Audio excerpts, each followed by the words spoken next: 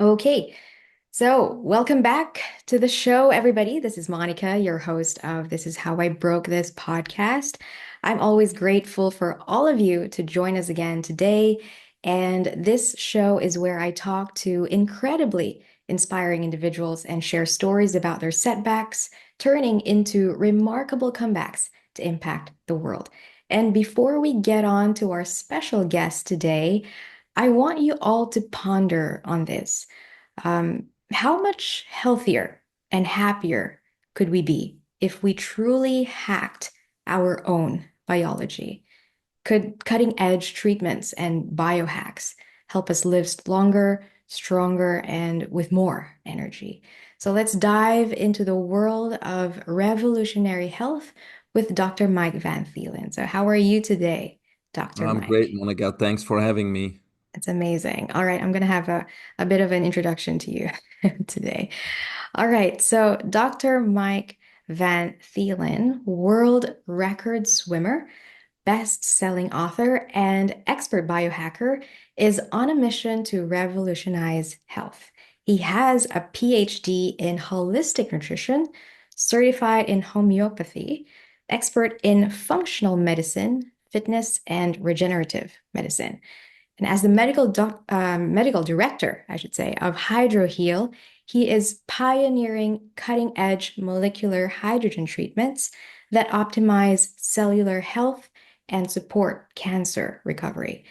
Dr. Mike is also a sought-after TEDx speaker, wow, sharing stages with icons like Les Brown, Darren Hardy, and Nick Vujicic.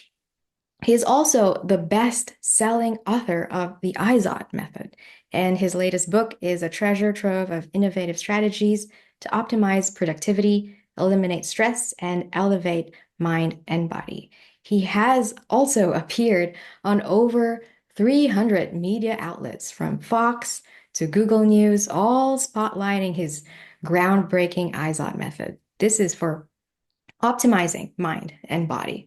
And Dr. Mike's impact reaches far and wide, earning him accolades, including the CREA Global Awards 2023 honorary title. And he's featured on the cover of Biohackers magazine and holds the coveted position of executive contributor for Brains magazine. Okay, I have no more words to say. Wow, you are nothing short of extraordinary, Dr. Mike. So please welcome once again, Dr. Mike Van Vlielen.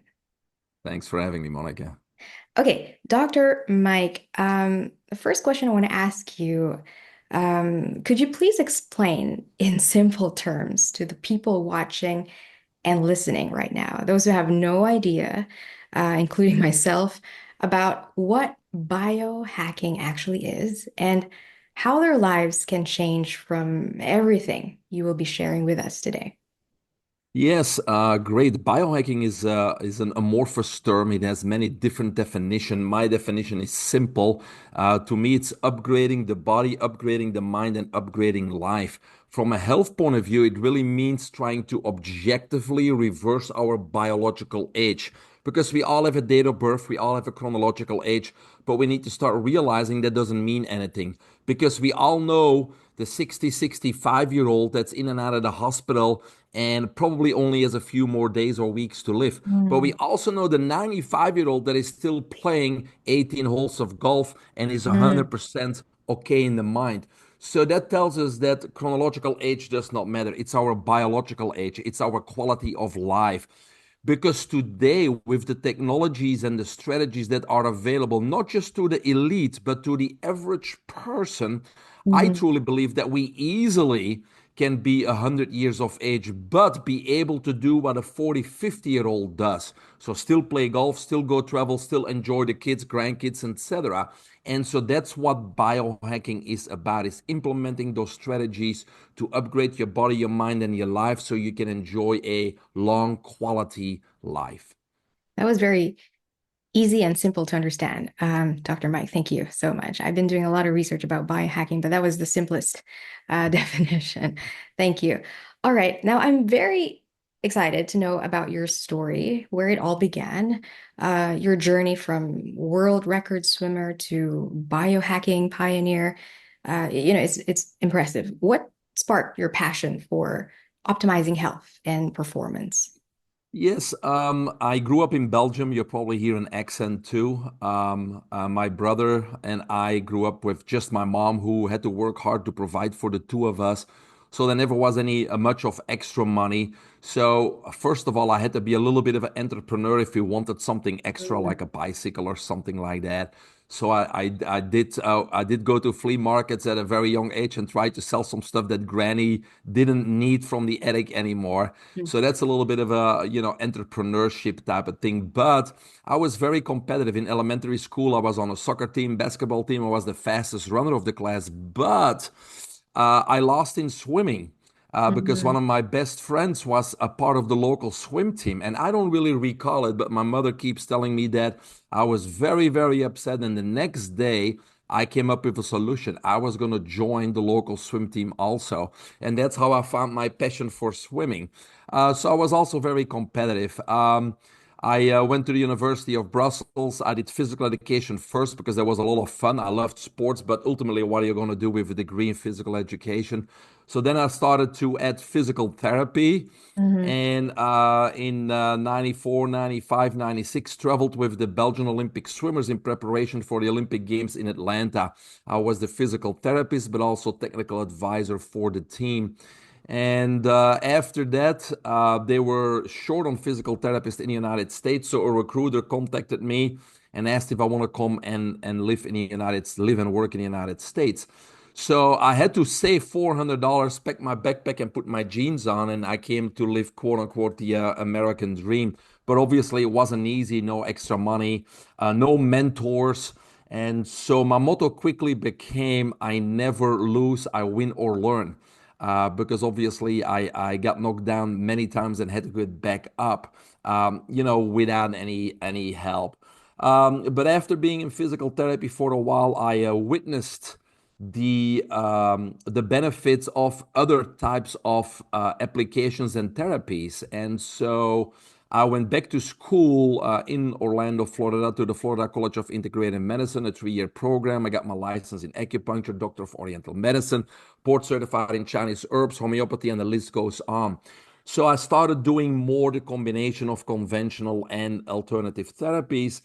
But after another year and almost 1,000 patients, I got frustrated because these therapies are indeed less invasive than conventional medicine, meaning drugs, injections, and surgeries. But I really didn't get the long-lasting results I was hoping for either.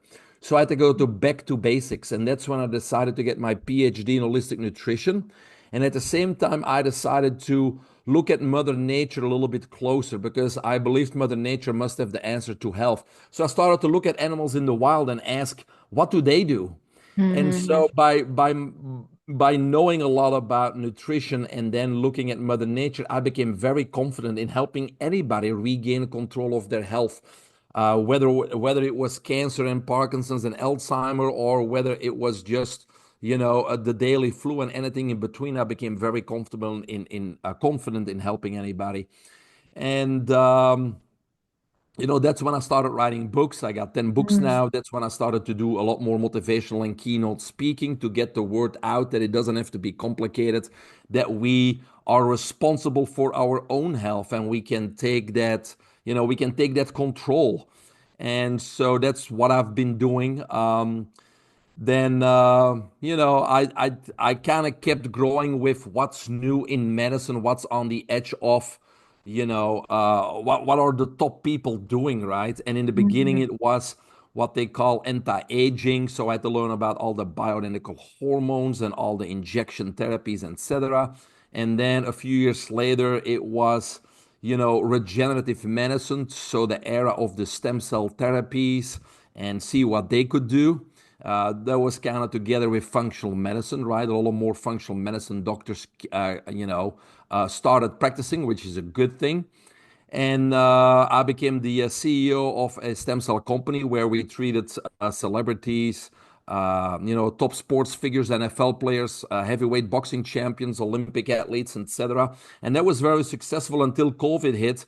And then Mhm. here we were kind of forced to close the doors because we were quote unquote non essential.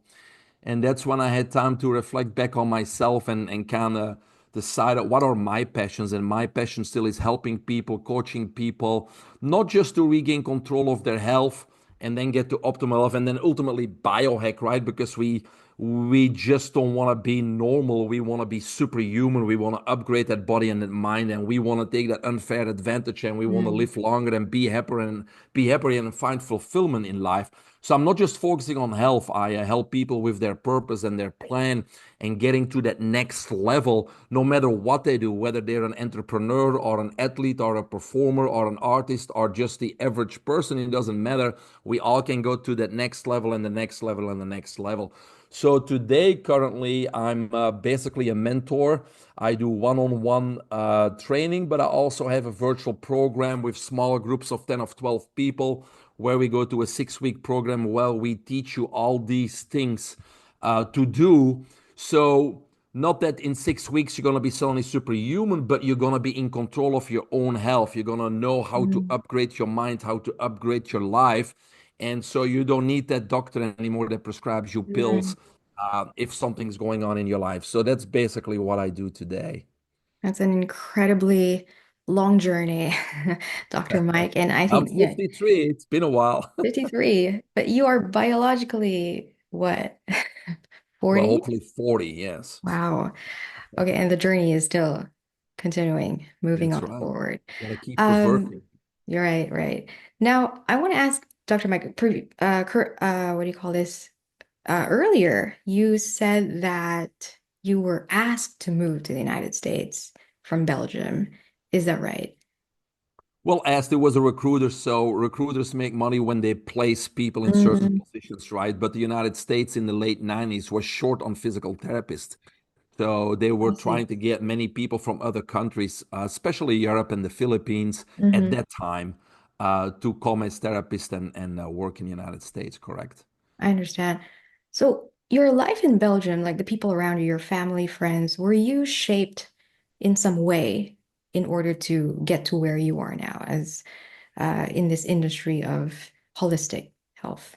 Yeah, like I said, in Belgium, I started competing as a swimmer at age 8. Mm, And I I see. kind of Here we swam go. till I was 24, competitively with national titles and Belgian records. And obviously, swimming is one of those very underrated, but also very difficult sports. You need to put in a lot of time. Mm, Swimmers today put in 4 hours in the water and then they put in another hour at least in the gym, and the rewards are minimal financially and otherwise compared to many other sports, especially in the United States. But it is one of those things I think as a child, mm, many times you're really not in a mood to go, but it's a discipline. You really create that discipline, and you create a in order to be successful, people don't understand you need to be consistent. Consistency, taking a very small step every single day, taking those incremental steps. And before you know it, you have a significant improvement just because you mm, took those simple steps. But you got to take them every day. And so many people get excited about something and they start working. They go full speed ahead for a week, 2 weeks, even 2 months, and then they fall off the bandwagon. And so they go like this, but they never get anywhere, right? So it's much better to do just a little bit every day because we all have those big dreams and big goals. But because they're so big, many times they're scary. And because they're mm, scary and so big, the average person thinks in their head, oh, it's a great dream, but I can't do that. It's too huge. Other people can, but I cannot realize that. And that's where mm, everybody's wrong, right? Because what we need to do, those people kind of need a coach like myself. And there's many other coaches or mentors where they say, look, that's a great big dream, but let's plan it out. If you want to win, and sports is always an easy thing to do, but it doesn't have to be sports, it could be anything in life. But if you want to win a gold medal at the Paris Olympics in 2028, that's 4 years away. It may be pretty scary and on the table right now, but let's break it down year per year, then month, week. What do I need to do tomorrow in order to get a very small step closer to that gold medal? And we make that a very attainable goal that gives us fulfillment on a daily basis. mm, And so then it's not scary anymore. And we need to make a plan, and we need to create our team of experts, because not just in sports, but in life in general, we cannot attain our maximum potential just by ourselves. We need to identify the people that we need to get there. And so we need to know where we're strong. And I believe we never should work on our weaknesses. We need to continue to work on our strengths. But we need to identify our weaknesses so we can hire the people that are strong where we are weak. And we got to surround ourselves with those people so we can get to those goals. So, yes, we need a well written plan and we need a team of experts to help us to get there.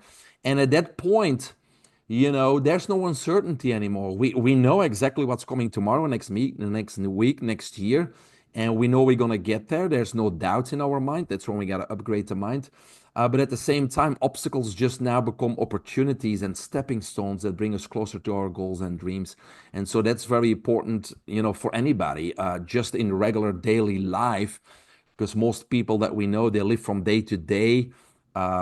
They don't know what tomorrow brings financially and otherwise. So that's their uncertainty and that worry. And those negative emotions translate in what? In mental conditions, anxiety, depression, stress, and those types of things. And yes, there's therapies and yes, there's drugs out there to take for Mm. depression and anxiety, but that's not a solution. The solution is we need to regain control of our life. We need to be in control of our agenda, of our calendar. We need to have plans. We need to have goals because the more clarity that we create, the less stress there will be. Wow. I love that you not only focus on health and nutrition, Dr. Mike, you also focus on, consistency. I love that. I'm truly believe that in any kind of person, whether in any kind of field, to just be consistent is legendary, I believe. Yes. So that's very inspiring. Okay, let's go back. I'm very interested in molecular hydrogen treatments. Dr. Mike. I have a Japanese audience as well, and I would like you to explain this in, again, simple simple terms. So, can you tell us more about these molecular hydrogen treatments? How did you discover them, and what do you think makes it a game changer in illnesses such as cancer? Yes, it certainly does. So molecular hydrogen, everybody knows it because the rocket fuel is hydrogen, right? It's very Mm. flammable. Now they're trying to get alternative energy sources. Hydrogen is one of those things that they are exploring to be an alternative energy source, but it gained a lot of traction in the medical field over the last decade and even a little bit longer. Currently, there's about 1,100 white papers and clinical studies on molecular hydrogen from a health perspective, including over 200 human ones, which is pretty impressive. And so, molecular hydrogen, if we all go back to school, we know it's the first element in the periodic table, and that's Mm. because it's the lightest element in the universe. It's the smallest molecule, and it's not charged. If we talk about anything else like vitamin C, for example, it's charged. What does that mean? Why is that important? It's because if something's not charged, like molecular hydrogen, and it's very tiny, it can easily cross the cell membrane and enter the cell. And that's why it's protecting our RNA, our DNA, our proteins, our mitochondria, etc. So any other substances, they cannot just enter the cell and they can have an effect on what's happening inside the cell. So in order to understand why molecular hydrogen has a positive effect, not just on cancer, but according to research over 170 common diseases today, why it has such a broad positive effect, we need to understand its impact on our biology and physiology. So the first thing that comes out in research is that it's a selective antioxidant. We all remember what an antioxidant is. We have free radicals in our body that cause havoc on a cellular level. And antioxidants from fruits and vegetables, also supplements like vitamin C, vitamin E, vitamin D, quercetin, and the list goes on. These antioxidants donate an electron to that unstable free radical to neutralize it. So we need antioxidants to neutralize harmful free radicals or excess free radicals, right? But once that antioxidant gives an electron to that free radical, it becomes kind of useless. All right. So that's an antioxidant. Now, molecular hydrogen is also an antioxidant, but it's the only one that can, reduce or combat oxidative stress inside the cell. All the others can do it Mhm. outside of the cell, but not inside the cell. And they say it's selective because it has been proven scientifically that it takes away or neutralizes those harmful free radicals, but it leaves the other free radicals that are not harmful and essential for immunity, fighting off pathogens, and also essential for cell signaling. It leaves those alone. So that's why they say it's a selective antioxidant. So let's take your example of cancer, right? What is cancer? Cancer is a mutation of our DNA. And the question then is, what causes that mutation? Well, free radicals inside the cell, such as hydroxyl free radicals, they cause the mutation of the DNA, and then tumors can arise. So hydrogen will cross the cell membrane, neutralize those hydroxyl free radicals, and therefore suppress tumor growth. That's how simple that is, right? It's because it's so tiny and it's not charged, it can actually get in the cell and do that. So that's number one physiological effect. Number two, it's a very strong anti-inflammatory. A lot of studies show that it reduces cytokine activity, it reduces the immunoglobulins, and the list goes on and on and on. So we know now, and even conventional medicine agrees, that systemic inflammation is the cause or is directly correlated to over 90% of all disease. So it's Mm. very important that we keep that systemic inflammation under control. And again, molecular hydrogen can do that anywhere in the body, including the brain, because that brings us to neurodegenerative diseases such as Parkinson's, dementia, Alzheimer, MS, a stroke, traumatic brain injury, and the list goes on. Because again, molecular hydrogen, being not charged and so small, it easily can cross the blood-brain barrier. And most substances cannot. Even doctors have a lot of trouble getting some medicine into the brain because of that blood-brain barrier. But hydrogen just walks through, enters the Mhm. brain cells, and again, protects the RNA, DNA, reduces the inflammation, and prevents, bad things from happening. Number three, and there's many, but I'll just go over the more important ones. It is cytoprotective. It protects the cell once it's in there, protecting that DNA, RNA, and mitochondria. Mitochondria are essential because the mitochondria, are the energy production factories within our cells, producing that ATP, are producing our energy. And so, we have 37, that's at least what they say. I can't count them, but we have 37 trillion cells. And Mm. each one of those cells has anywhere from 100 to 100,000 mitochondria, those factories. And each of those factories produces millions and millions of ATP molecules per second. Some cells, like our skin cells, only have 100 mitochondria because they don't need much energy. But a heart cell that needs to pump blood, to our body every single second has 100,000 of those factories in each heart cell, right? So we produce quadrillions of molecules of ATP per second. And hydrogen is one of the only things that we know of has a positive effect on that factory and on that energy production within the cell. So it's not just about preventing disease or even reversing disease and cancer, etc., but it's also about longevity, because we just talked about biohacking. Is preventing those diseases, is neutralizing the radicals, the free radicals that could cause cancer, making sure our energy production is plentiful so we don't feel fatigued, we feel vital, we perform better athletically, our mind is sharper, our focus is better, and the list goes on and on and on, right? So, what else? We could go on and on about 170 diseases, but another very important one besides cancer and anything that goes on in the brain, maybe, is a lot of people today suffer from digestive issues like Crohn's Mm. disease, celiac disease, leaky gut syndrome, irritable bowel syndrome, food intolerances, and the list goes on, right? And so many times when you go to the doctor with those, they put you on a special diet, but basically there's no improvement because the Mm. doctors miss a step. In order for the good bacteria, the anaerobic bacteria in our gut to colonize and multiply, there needs to be a suitable environment. And that suitable environment is a gut that has an electrical potential of minus 300 millivolts or higher. So no matter what we eat, no matter how many probiotics or prebiotics we take, if the environment is not suitable for those good bacteria to colonize, nothing happens.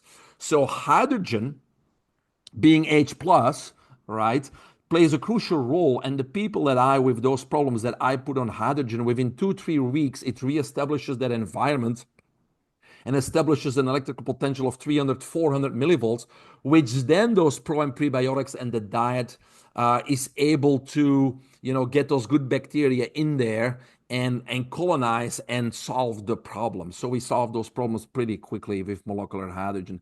So when you understand the physiology and biology, and there's a few other things It promotes autophagy, which basically autophagy is a process within our body where our body and our cells recycle the things that are used so they can be used again. And in many people, that process is inhibited or is sluggish. And again, hydrogen promotes that process of recuperation. It also is anti-apoptotic. Apoptosis is normal cell death because we produce new cells all the time. So it also means to keep a balance, we need to get rid of dead cells. And so many times, again, as we age, as our health is not the way it should be, that process of apoptosis is sluggish. And then we end up with what they call zombie cells or senescent cells. And those are cells that do not contribute in any positive way to our being because they're not functional, but they are taking resources. And Mm. so molecular hydrogen scientifically has shown to promote, getting rid of those zombie cells. So there's so many physiological effects, which explains why it has such a vast impact on any disease. Scientifically over 170 diseases. So that's what molecular hydrogen can do for you. That's a lot of knowledge there, Dr. Mike. Thank you for sharing. And I'm sure, Well, this is yeah. my latest book, Oh, available on Amazon. molecular So that will alchemy. explain a lot of it. Yes. Beautiful.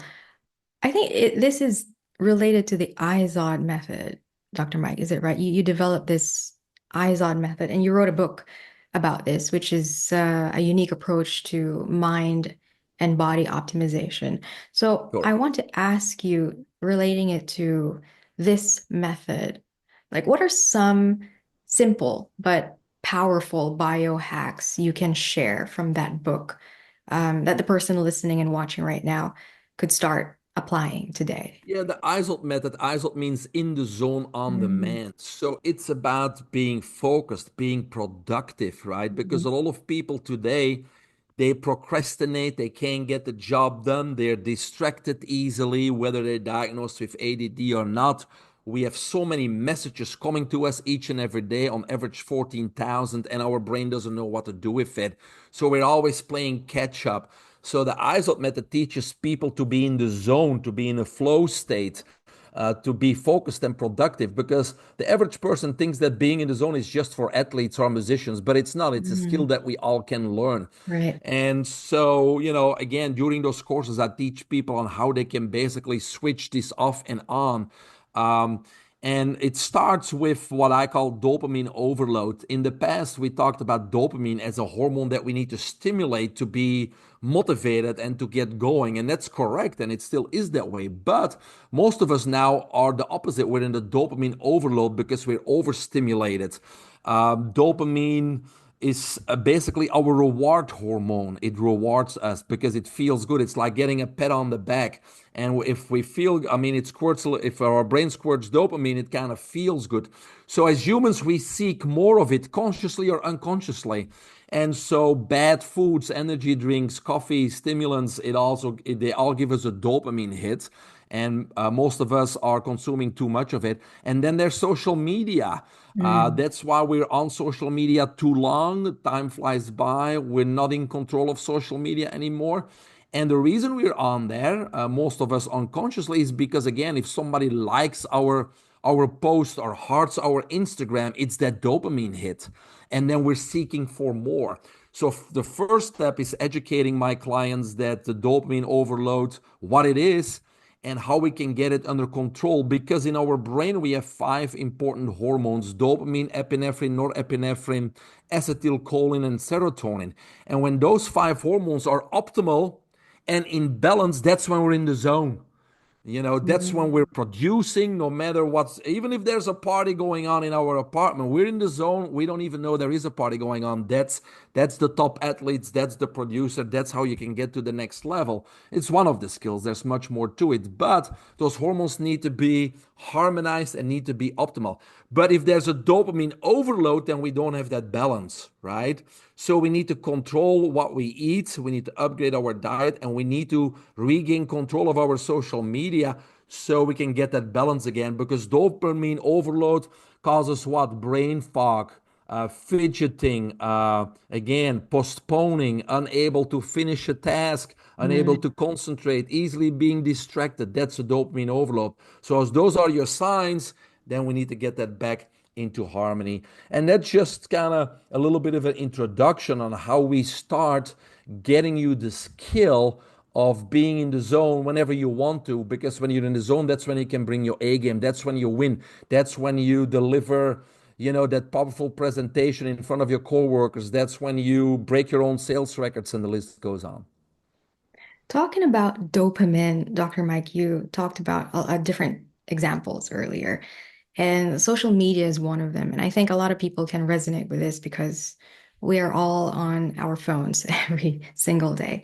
So, can you give an example? How do you coach people how to regain back their zone, how to get balance in terms of um, not using social media too much? Yeah, I mean, there's many things, right? But many times I start with, going through the person's day and really freeing up a lot of valuable time. It starts with what we talked about earlier. The first step that I do is with my clients, I talk about purpose. I want to make sure they're living their purpose, and most people are not living their purpose. What's their passion? What's the fire in their belly?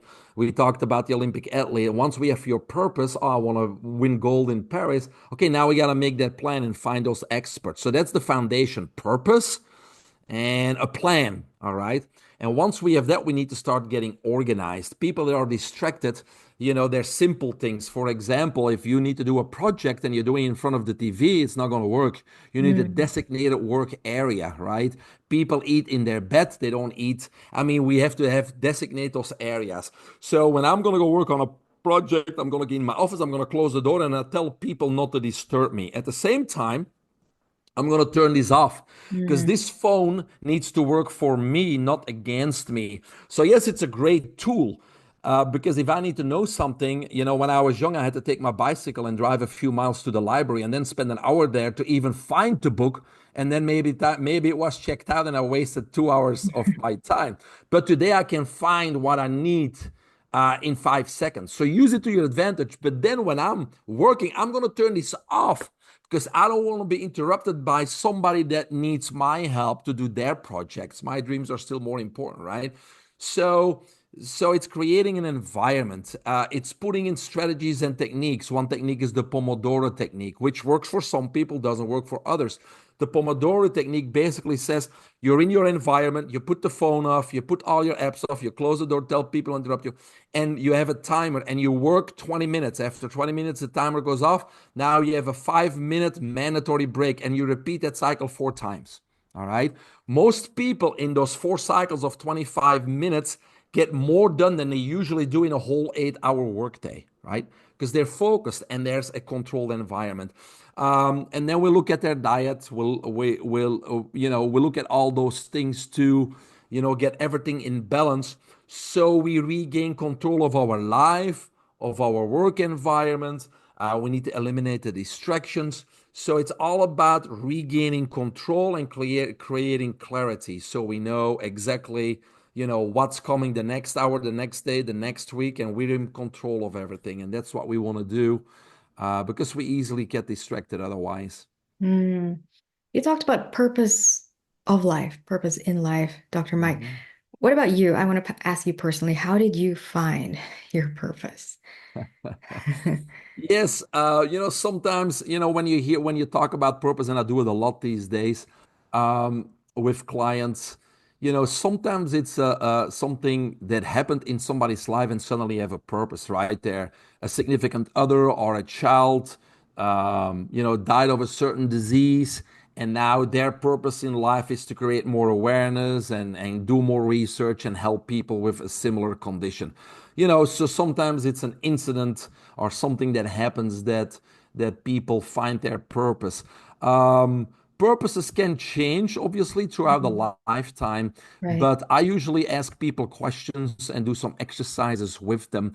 The first one I would ask, what was the superpower that you wanted when you were a kid?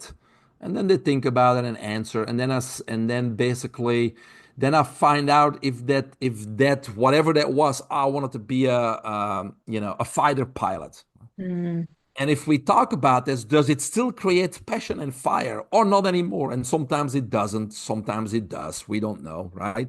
But then it's really about what is it really that creates that passion. And most of the time we'll find it in sometimes in an hour or in a few sessions. We really hone in on what's your purpose in life at this point in time, because it can change. And then many times that does not align with what they're doing, obviously. Many times it's like the last client was an eye surgeon, very wealthy, very successful, good at what he does, but we figured out that his passion was music. So we're Wow. not going to ask him to drop his responsibilities, to stop doing eye surgeries and not paying the mortgage and not providing for the family, right? But what we do is we're going to create or open up 1 hour per day, which by the way is very easy to do, and we're going to work 1 hour per day on that passion. And we're going to set those goals and those plans just like the Olympic athlete. And that 1 hour is going to give him more fulfillment every day than being the eye surgeon that he's good at, but it's not his passion. And then eventually, and maybe he can make that transition, you know.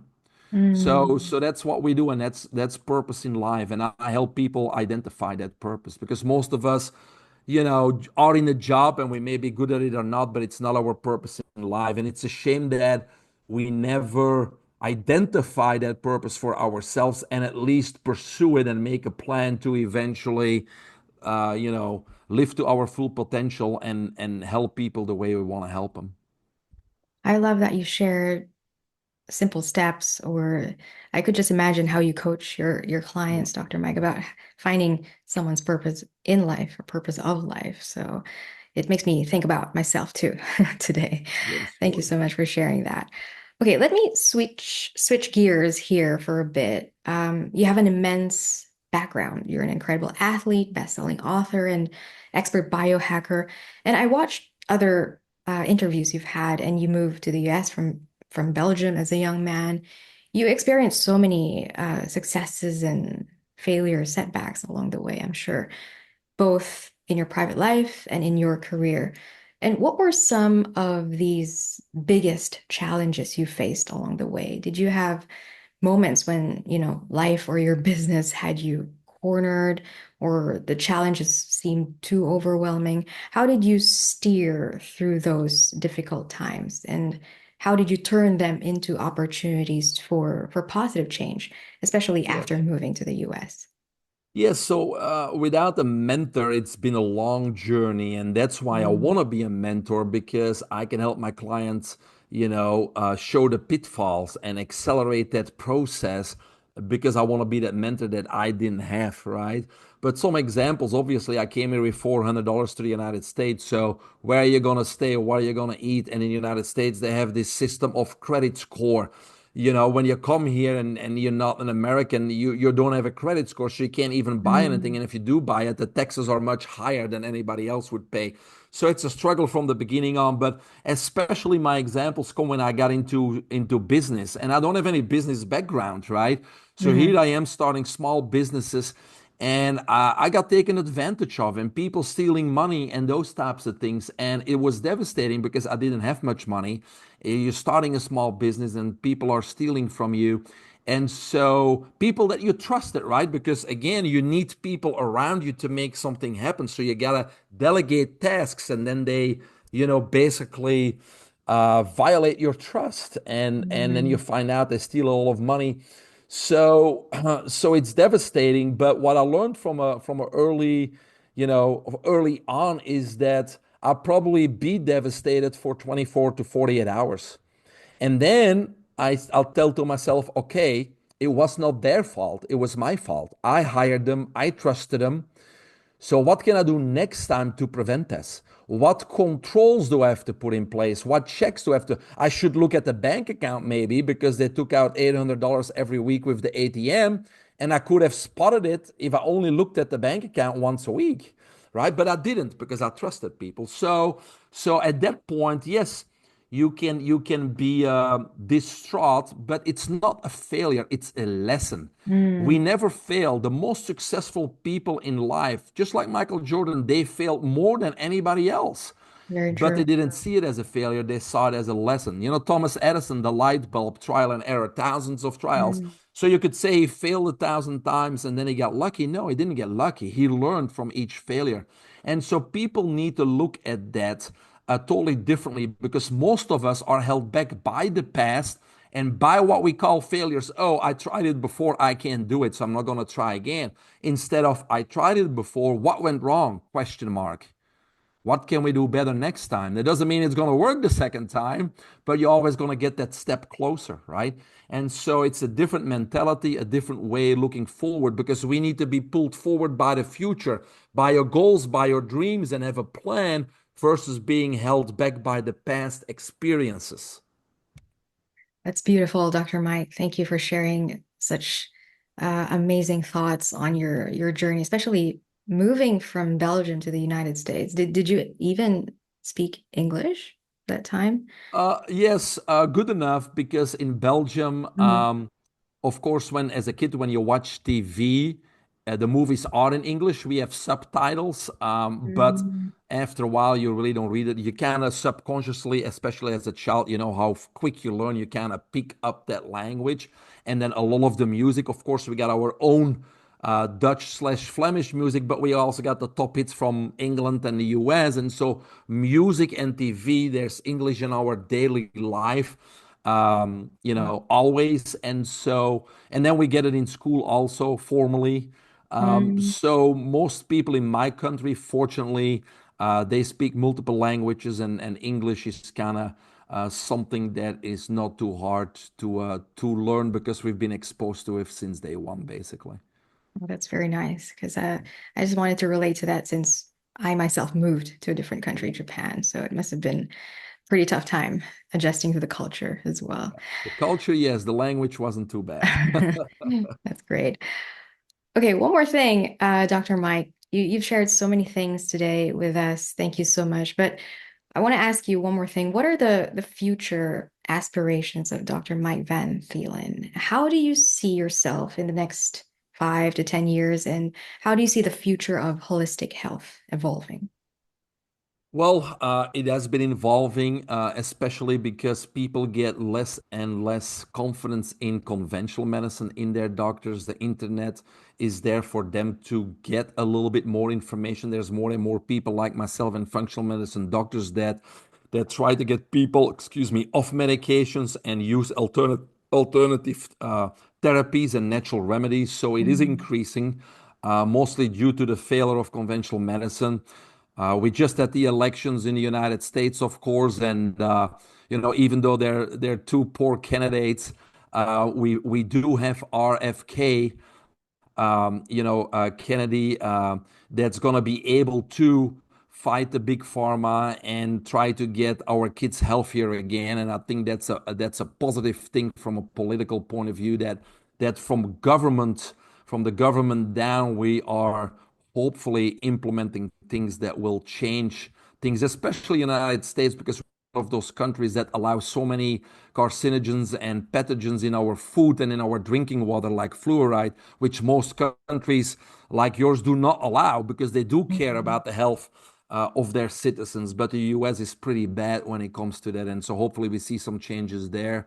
But I think also from a technology point of view, there's many apps and there's many technologies coming out with AI that I think within the next 5 years we don't need doctors anymore Mm. because doctors usually don't give the best advice. It's only one person, and so it will be in a way where we put all our medical information in our app. Basically, we do all the lab work, and then we have gadgets like our Aura ring or our that monitor all our biometrics on a daily basis. And then as a mother, you maybe have a fever or you feel bad and you're going to ask AI, what do I do? And that AI pulls all your information that the doctor doesn't know, Mhm. only has a few metrics, and pulls all the current information and tells you you need to eat an orange right now, right? And Mm. so I think that that with the technology and AI, we're going to be able to be our own doctor and be in control of our own health and that of our loved ones much sooner that we want to. And so, from that perspective, AI is going to be good, but there's also possible bad applications that may come into play. So, Definitely there are pros and cons, yes, Dr. sure. Mike. But yes, with technology and AI, as you mentioned, I don't know how it is going to be in the US, but it gives us a picture of what things are going to be like in the future. Thank you. All right. So as we close up, Dr. Mike, one last thing. When people are watching and listening to this, they'll surely want to know more about you. So can you tell the viewers and listeners of the show where can we find you? Where can we engage with you on social media? Do you have a website, your books? I think you have a new book as well. I'm not. I am on social media, but I'm not really active there because Mm. remember dopamine overload, right? But the best Right. place, the best place to reach me is my website, Mhm. biohackingunlimited.com. All my books are there. My speaking page is there. My mentorship programs in there. For most people that are listening, you're probably, if you want to go through the 6 week virtual program, it's only 6 weeks where we teach you everything to get in control. It's called the Limitless Lab. So that page is there. The biohacking code is similar, but it's one-on-one, a little bit more expensive, of course. And so everything that you may need is on my website, biohackingunlimited.com. Even molecular hydrogen, if you go under resources, you can click the molecular hydrogen page and you have all kinds of resources there on the hydrogen also. All right. Just to clarify, Dr. Mike, is mvtonline.com still running as your website? Yes, it's the same exact website, but Okay. people usually easily can remember biohackingunlimited.com better. But MVT, Mike Van Thielen, my initials Mm, online.com is the same exact website. Yes. same exact website. Okay, thank you. Yes. Just wanted to clarify that. All right, so we'll make sure to have everyone look out for you. We'll include links to find Dr. Mike Van Thielen on the notes below. And make sure to like and subscribe and let Dr. Mike know about your thoughts on his mission to revolutionize health in today's awesome conversation. And don't forget to leave them in the comments below. So thank you once again, Dr. Mike. It was such an honor having you on this show today. Same to Monica. It's your time and your efforts, and I couldn't do it alone. So thank you for doing this and bringing the word out there, helping people. Thank you so much. All right.